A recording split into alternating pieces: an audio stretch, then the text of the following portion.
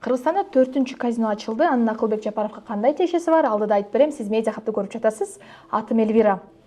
13 мартта Фингозөмөл казино ачууга 4-чү лицензия берди. Казино иштетүүгө 10 жылга лицензияны Азия казино жоопкерчилиги чектелген коому алды.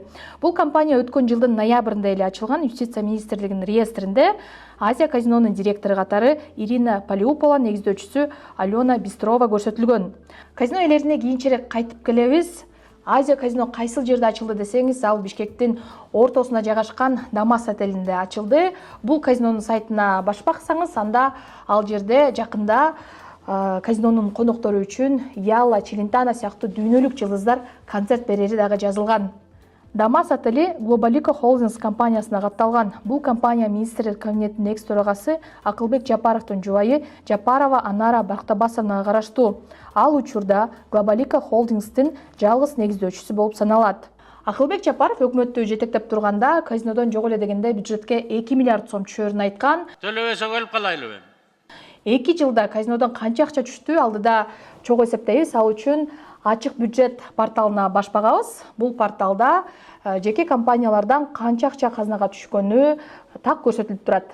Лицензия алгандан тарта Азия казино 102 миллион сомдон ашык, Арзыбек Бурхановго караштуу Гранд казино 286 миллион сомдон ашык, казино Кристалл 462 миллион сомдон ашык, Золотой Король 125 миллион сомдон ашык казынага акча төктү.